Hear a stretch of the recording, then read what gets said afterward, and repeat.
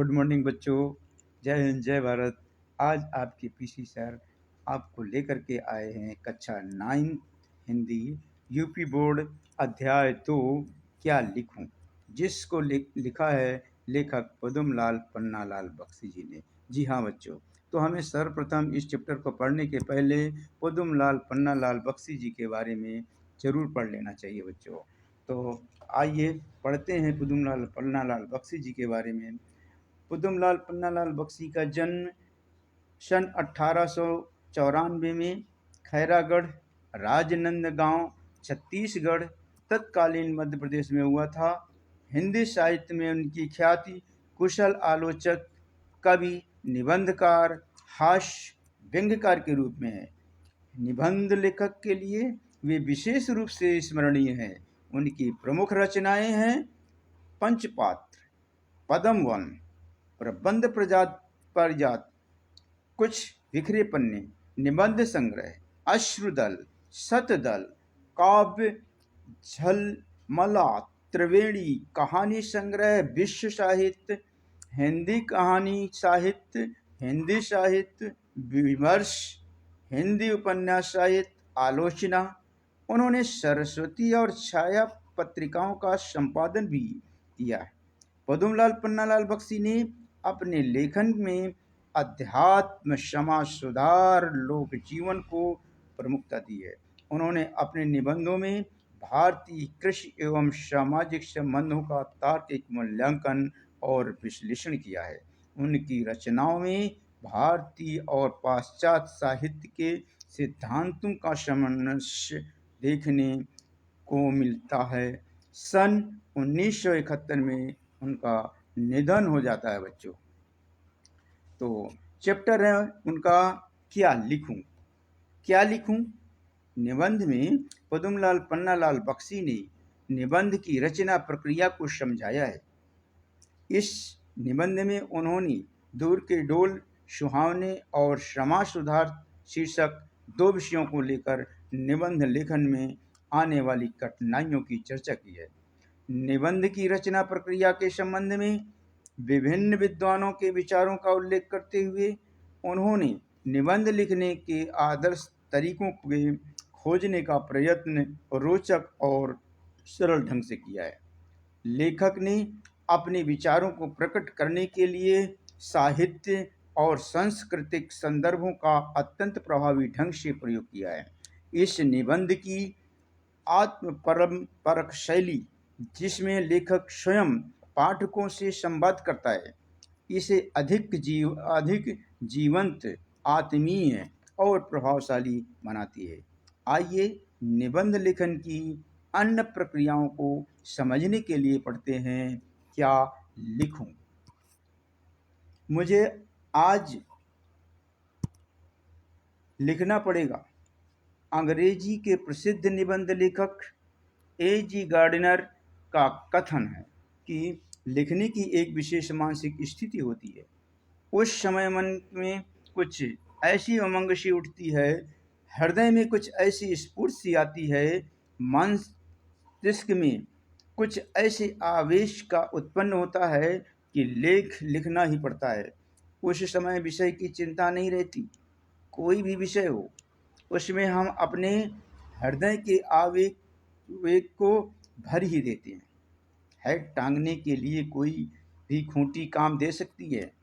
उसी तरह अपने मनोभावों को व्यक्त करने के लिए कोई भी विषय उपयुक्त है। असली वस्तु है हेड, खूंटी नहीं। इसी तरह मन के भाव भी तो यथार्थ वस्तु है, विषय नहीं।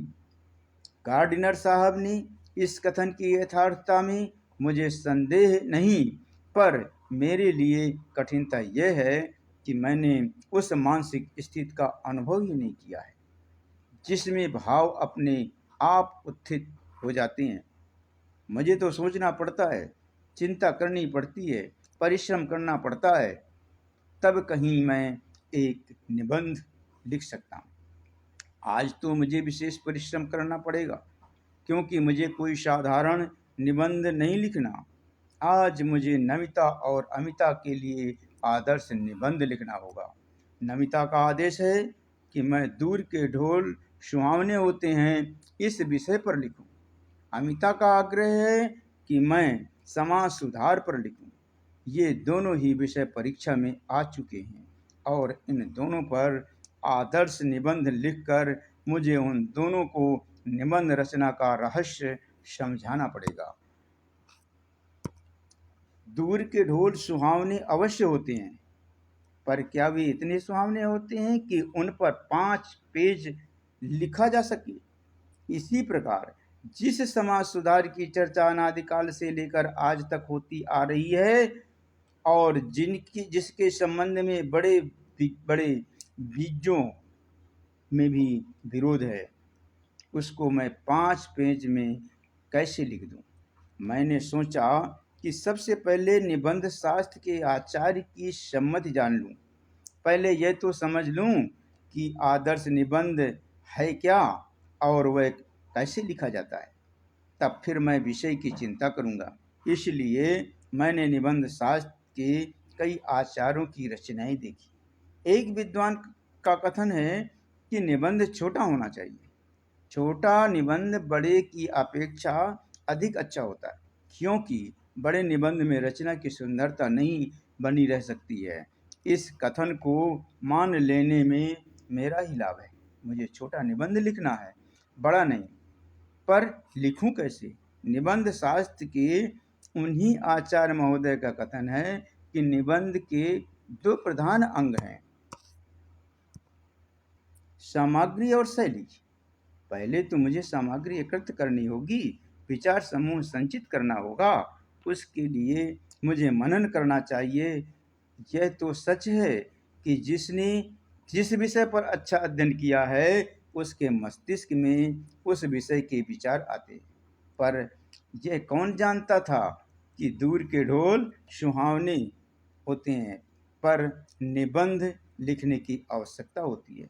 यदि यह बात पहले से ज्ञात होती तो पुस्तकालय में जाकर इस विषय का अनुसंधान कर लेता। पर जब समय नहीं है, अब समय नहीं है, मुझे तो यहीं बैठकर 2 घंटे में 2 निबंध तैयार कर देने होंगे।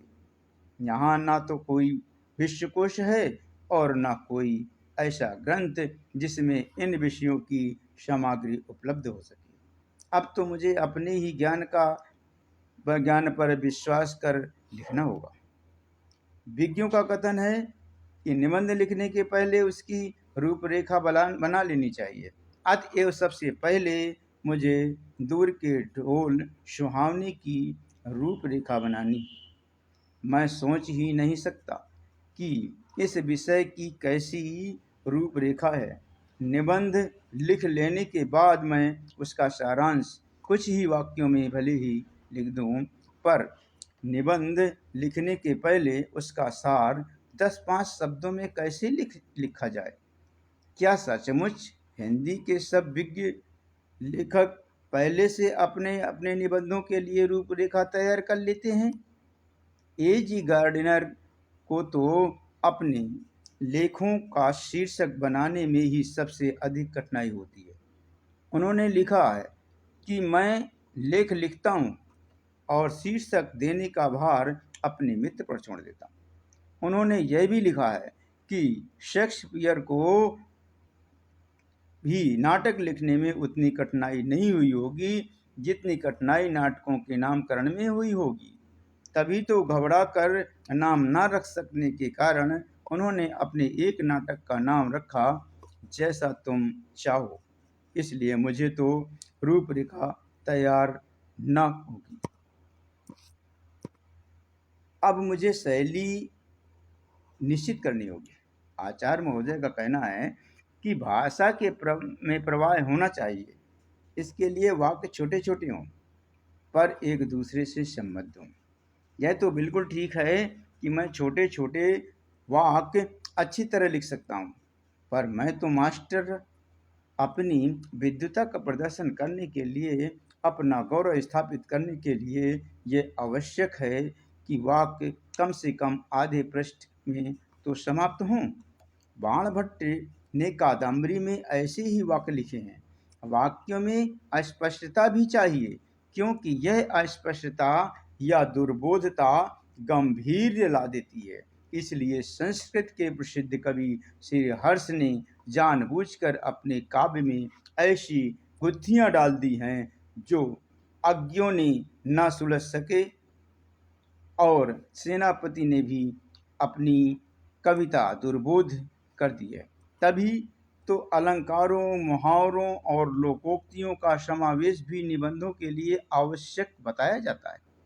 तब क्या किया जाए, अंग्रेजों के निबंधकारों ने एक दूसरे की पद्धति को अपनाया। उनके निबंध इन आचार्यों की कसौटी पर भले ही खरे सिद्ध न हों, पर अंग्रेजी साहित्य में उनका मान अवश्य है। उस पद्धति के जन्मदाता मार्टेन समझ जाते हैं। उन्होंने स्वयं को कुछ देखा, सुना और अनुभव किया, उसी को अपने निबंधों में लिपिबद्ध कर दिया। ऐसे निबंधों की सबसे बड़ी विशेषता यह है कि वे मन की स्वच्छंद रचनाएं, उनमें न कवि की उदात्त कल्पना रहती है, न आख्यायिका लेखक की सूक्ष्म दृष्टि, और न विज्ञों की गंभीर तर्कपूर्ण विवेचना। उनमें लेखक की सच्ची अनुभूति रहती है, उनमें उसके सच्चे भावों की सच्ची अभिव्यक्ति होती है, उनमें उनका उल्लास रहता है। ये निबंध तो उन मानसिक स्थिति में लिखे जाते हैं जिनमें न ज्ञान की गरिमा रहती है और न कल्पना की महिमा, जिसमें जीवन का गौरव भूलकर हम अपने में ही लीन हो जाते हैं, जिसमें हम संसार को अपनी दृष्टि से देखते हैं और अपने ही भाव से ग्रहण करते हैं। तब इसी पद्धति का अनुसरण कर मैं भी क्यों न निबंध लिखूं, पर मुझे तो 2 निबंध लिखने होंगे। मुझे अमीर खुसरो की एक कहानी याद आई। एक बार प्यास लगने पर वे एक कुएं के पास गए। वहां 4 औरतें पानी भर रही थीं। पानी मांगने पर पहले उनमें से एक ने खीर पर कविता सुनने की इच्छा प्रकट की, दूसरी ने चरखा पर, तीसरी ने कुत्ते पर और चौथी ने ढोल पर। अमीर खुसरो प्रतिभावान थे। उन्होंने एक ही पद्य में चारों की इच्छाएं पूर्ति कर दी। उन्होंने कहा, खीर पकाई जतन से, चरखा दिया चलाए, आया कुत्ता खा गया, तो बैठी ढोल बजाए। मुझ में अमीर खुसरो की प्रतिभा नहीं है, पर उनकी उस पद्धति को स्वीकार करने से मेरी कठिनाई आदि रह जाती है। मैं भी एक निबंध में इन दोनों विषयों का समावेश कर दूंगा। दूर के ढोल सुहावने होते हैं क्योंकि उनकी कर्कशता दूर तक नहीं पहुंचती। जब ढोल के पास बैठे हुए लोगों के कान के पर्दे फटते रहते हैं, तब दूर की किसी नदी के तट पर संध्या समय किसी दूसरे के कान में वही शब्द मधुरता का संचार कर देती है। ढोल के उन्हीं शब्दों को सुनकर वह अपने हृदय में किसी के विवाहोत्सव का चित्र अंकित कर देता है। कोलाहल से पूर्ण घर के एक कोने में बैठी हुई किसी लज्जाशील नववधू की कल्पना वह अपने मन में कर लेता है। उस नववधू के प्रेम, उल्लास, संकोच, आशंका और विषाद से युक्त हृदय के कंपन ढोल की कर्कश ध्वनि को मधुर बना देते हैं। सच तो यह है कि ढोल की ध्वनि के साथ आनंद का कलरव, उत्सव का प्रमोद और प्रेम का संगीत, ये तीनों मिले रहते हैं। तभी उसकी कर्कशता समीपस्थ लोगों को भी कटु नहीं अतीत होती है, और दूरस्थ लोगों के लिए तो यह अत्यंत मधुर बन जाती है। यह बात सच है कि दूर रहने से हमें यथार्थता की कठोरता का अनुभव नहीं होता। यही कारण है कि जो तरुण संसार के जीवन संग्राम से दूर हैं, उन्हें संसार का चित्र बड़ा ही मनमोहक प्रतीत होता है। जो वृद्ध हो गए हैं, जो अपने बाल्यावस्था और तरुणावस्था से दूर हट आए हैं, उन्हें अपनी अतीत काल की स्मृति बड़ी सुखद लगती है। वे अतीत का ही स्वप्न देखते हैं। तरुणों के लिए जैसे भविष्य उज्जवल होता है, वैसे ही वृद्धों के लिए अतीत वर्तमान से दोनों को संतोष होता है। तरुण भविष्य को वर्तमान में लाना चाहते हैं और वृद्ध अतीत को खींचकर वर्तमान में देखना चाहते हैं। तरुण क्रांति के समर्थक होते हैं और वृद्ध अतीत गौरव के संरक्षक।